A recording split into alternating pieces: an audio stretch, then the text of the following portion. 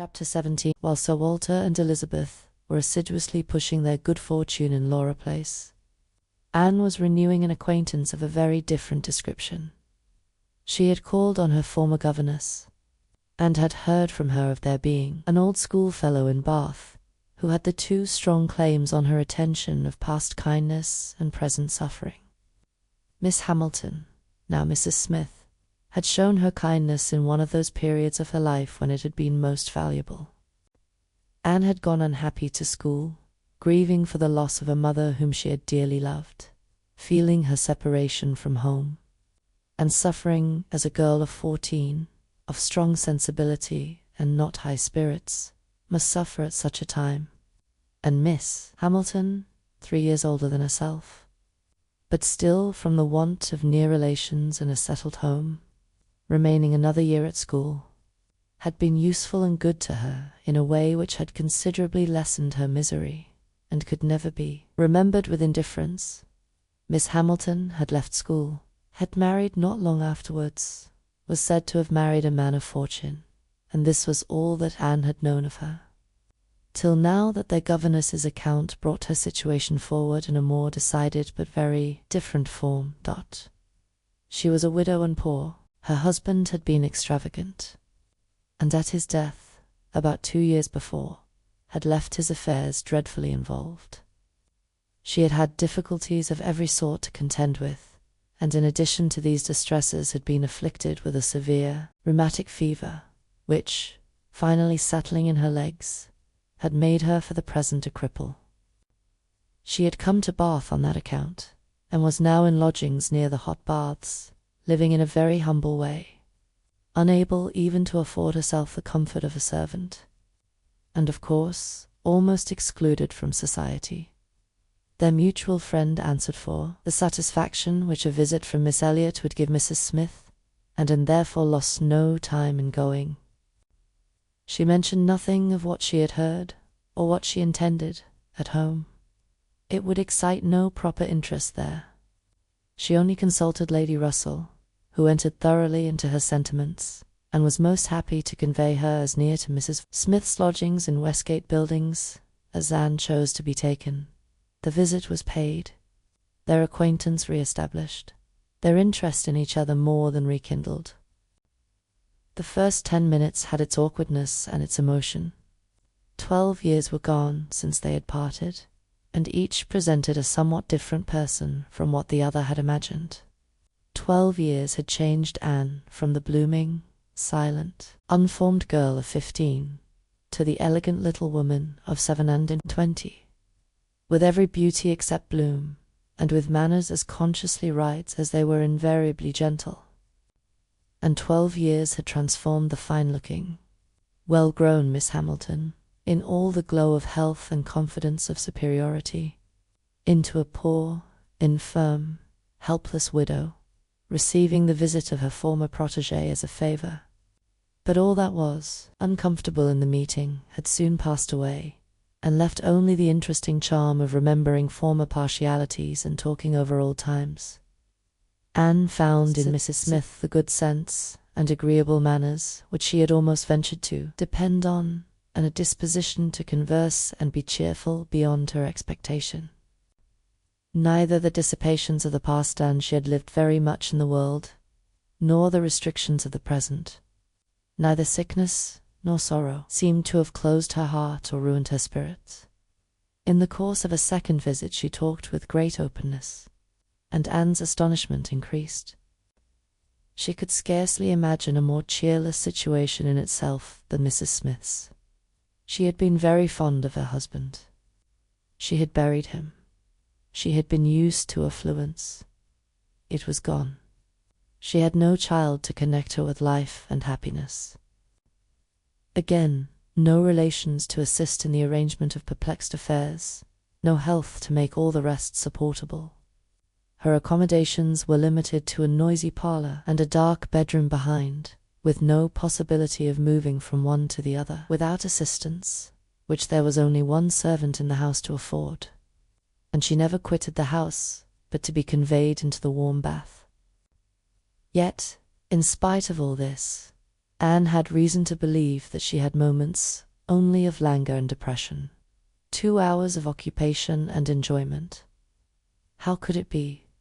She watched, observed, reflected, and finally determined that this was not a case of fortitude or of resignation only. A submissive spirit might be patient, a strong understanding would supply resolution, but here was something more. Here was that elasticity of mind, that disposition to be comforted, that power of turning readily from evil to good, and of finding employment which carried her out of herself, which was from nature alone. It was the choicest gift of heaven. Anne viewed her friend as one of those instances in which, by a merciful appointment, it seems designed to counterbalance almost every other want. There had been a time, Mrs. Smith told her, when her spirits had nearly failed. She could not call herself an invalid now. Compared with her state on first reaching Bath, then she had, indeed, been a pitiable object. For she had caught cold on the journey, and had hardly taken possession of her lodgings before she was again confined to her bed and suffering under severe and constant pain. And all this among strangers, with the absolute necessity of having a regular nurse, and finances at that moment particularly unfit to meet any extraordinary expense. She had weathered it, however, and could truly say that it had done her good. It had increased her comforts by making her feel herself to be in good hands. She had seen too much of the world to expect sudden or disinterested attachment anywhere.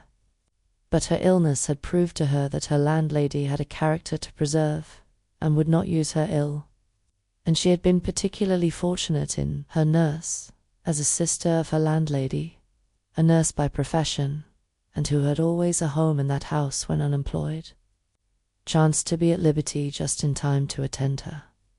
And she, said Mrs. Smith, besides nursing me most admirably, has really proved an invaluable acquaintance.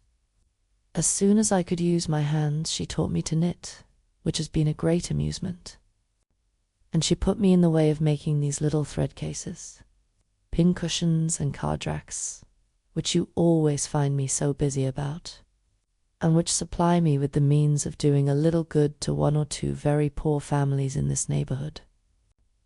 She had a large acquaintance, of course professionally, among those who can afford to buy, and she disposes of my merchandise. She always takes the right time for applying. Everybody's heart is open, you know, when they have recently escaped from severe pain or are recovering the blessing of health. And Nurse Rook thoroughly understands when to speak. She is a shrewd, intelligent, sensible woman. Hers is a line for seeing human nature, and she has a fund of good sense and observation, which, as a companion, make her infinitely superior to thousands of those who, having only received the best education in the world, know nothing worth attending to. Call it gossip, if you will, but when Nurse Rook has half an hour's leisure to bestow on me, she is sure to have something to relate that is entertaining and profitable, something that makes one know one's species better. One likes to hear what is going on, to be au fait as to the newest modes of being trifling and silly. To me, who live so much alone, her conversation, I assure you, is a treat. Anne, far from wishing to cavil at the pleasure, replied, I can easily believe it. Women of that class have great opportunities, and if they are intelligent, may be well worth listening to. Such varieties of human nature as they are in the habit of witnessing, and it is not merely in its follies that they are well read, for they see it occasionally under every circumstance that can be most interesting or affecting. What instances must pass before them of ardent, disinterested, self-denying attachment, of heroism, fortitude, patience, resignation, of all the conflicts and all the sacrifices that ennoble us most. A sick chamber may often furnish the worth of volumes. Yes, said Mrs. Smith more doubtingly, sometimes it may, though I fear its lessons are not often in the elevated style you describe. Here and there, human nature may be great in times of trial, but generally speaking, it is its weakness and not its strength that appears in a sick chamber. It is selfishness and impatience rather than generosity and fortitude that one hears of. There is so little real friendship in the world, and unfortunately, speaking low and tremulously, there are so many who forget to think seriously till it is almost too late. Anne saw the misery of such feelings. The husband had not been what he ought, and the wife had been led among that part of mankind which made her think worse of the world than she hoped it deserved. It was but a passing emotion, however, with Mrs. Smith.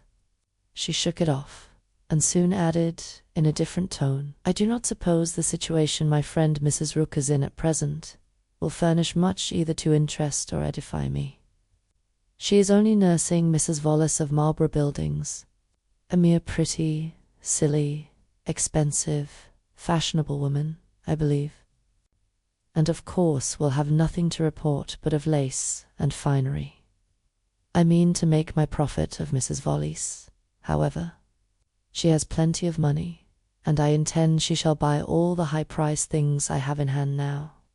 Anne had called several times on her friend before the existence of such a person was known in Camden Place. At last it became necessary to speak of her. Sir Walter, Elizabeth, and Mrs. Clay returned one morning from Laura's Place, with a sudden invitation from Lady Dalrymple for the same evening, and Anne was already engaged to spend that evening in Westgate Buildings. She was not sorry for their excuse. They were only asked, she was sure, because Lady Dalrymple, being kept at home by a bad cold, was glad to make use of the relationship which had been so pressed on her. And she declined on her own account with great alacrity. She was engaged to spend the evening with an old schoolfellow. They were not much interested in anything relative to an but still there were questions enough asked to make it understood what this old schoolfellow was, and Elizabeth was disdainful, and Sir Walter severe. "Westgate Buildings," said he. "And who is Miss Anne Elliot to be visiting in Westgate Buildings?" "A Mrs. Smith, a widow Mrs. Smith." "And who was her husband?" "One of 5,000 Mr. Smiths whose names are to be met with everywhere." "And what is her attraction?" "That she is old and sickly." "Upon my word, Miss Anne Elliot, you have the most extraordinary taste. Everything that revolts other people, low company, poultry rooms, foul air, disgusting associations are inviting to you. But surely you may put off this old lady till tomorrow.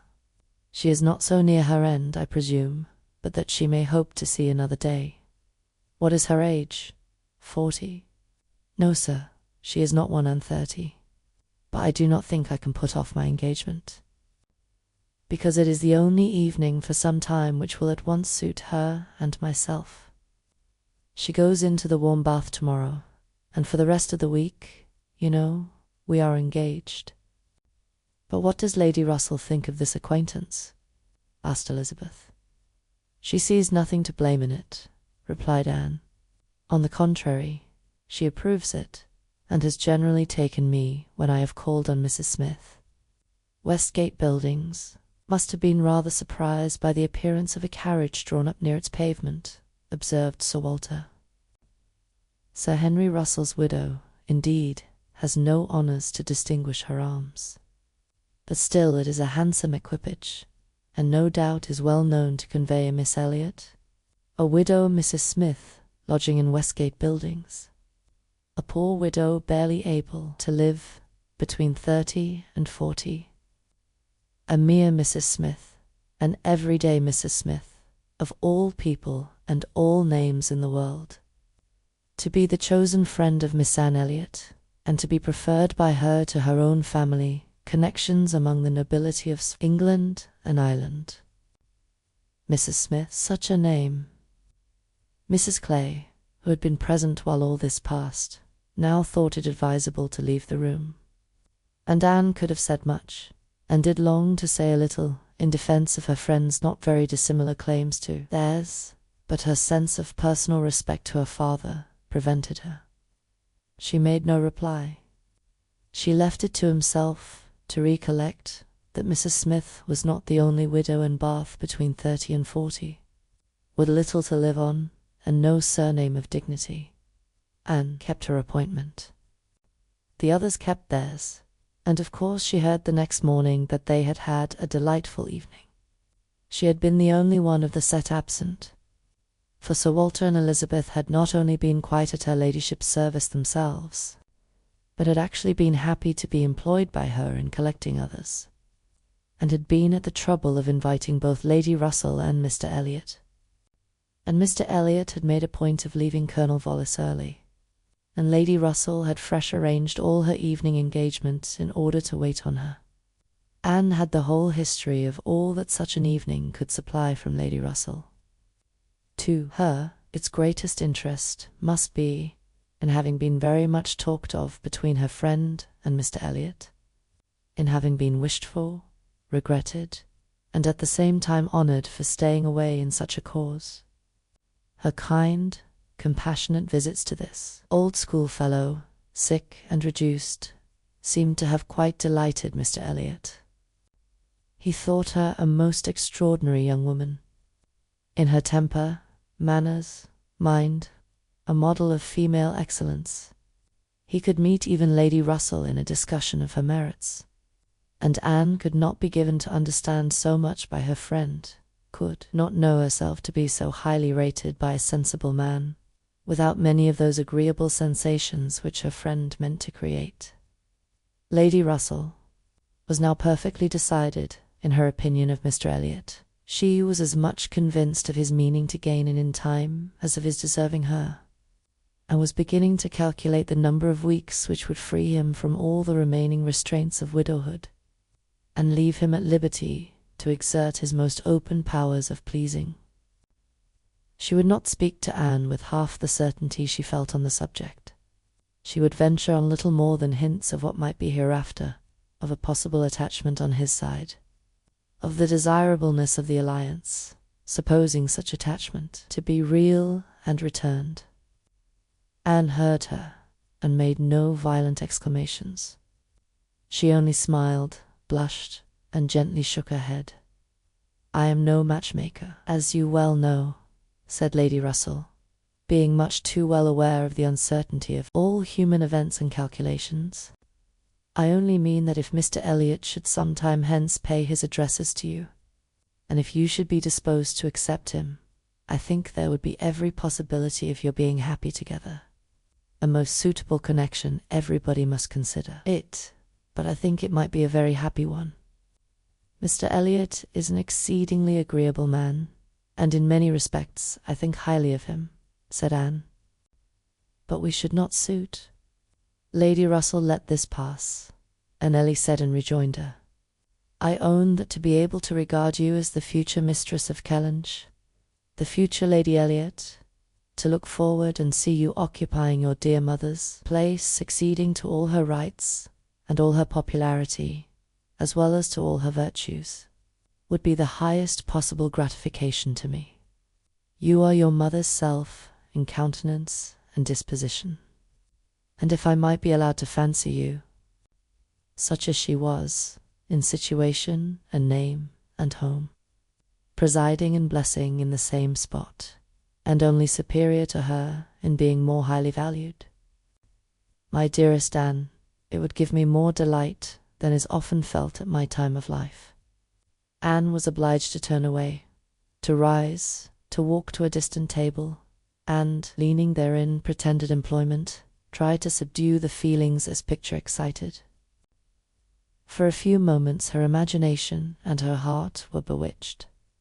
The idea of becoming what her mother had been, of having the precious name of Lady Elliot first revived in herself, of being restored to Kellynch, calling it her home again, her home forever, was a charm which she could not immediately resist. Lady Russell said not another word, willing to leave the matter to its own operation, and believing that, Could Mr. Elliot at that moment with propriety have spoken for himself? She believed, in short, what Anne did not believe. The same image of Mr. Elliot speaking for himself brought Anne to composure again. The charm of Kellynch and of Lady Elliot all faded away. She never could accept him. And it was not only that her feelings were still adverse to any man save one. Her judgment, on a serious consideration of the possibilities of such a case, was against Mr. Elliot. Though they had now been acquainted a month, she could not be satisfied that she really knew his character, that he was a sensible man, an agreeable man, that he talked well, professed good opinions, seemed to judge properly, and as a man of principle. This was all clear enough. He certainly knew what was right, nor could she fix on any one article of moral duty evidently transgressed. But yet she would have been afraid to answer for his conduct. She distrusted the past, if not the present. The names which occasionally dropped of former associates, the allusions to former practices and pursuits, suggested suspicions not favourable of what he had been.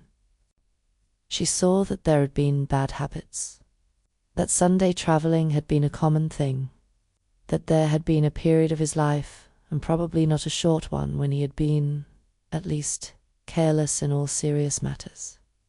And, though he might now think very differently, who could answer for the true sentiments of a clever, cautious man, grown old enough to appreciate a fair character? How could it ever be ascertained that his mind was truly cleansed?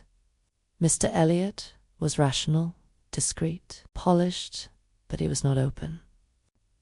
There was never any burst of feeling, any warmth of indignation or delight, at the evil or good of others. This, to Anne, was a decided imperfection. Her early impressions were incurable. She prized the frank, the open-hearted, the eager character beyond all others. Warmth and enthusiasm did captivate her still. She felt that she could so much more depend upon the sincerity of those who sometimes looked or said a careless or a hasty thing, than of those whose presence of mind never varied, whose tongue never slipped. Mr. Elliot was too generally agreeable. Various as were the tempers in her father's house, he pleased them all. He endured too well, stood too well with everybody. He had spoken to her with some degree of openness of Mrs. Clay. He had appeared completely to see what Mrs. Clay was about, and to hold her in contempt. And yet Mrs. Clay found him as agreeable as anybody.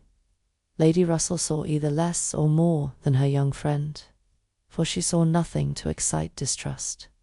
She could not imagine a man more exactly what he ought to be than Mr. Elliot, nor did she ever enjoy a sweeter feeling than the hope of seeing him receive the hand of her beloved Anne in Kellynch Church in the course of the following autumn.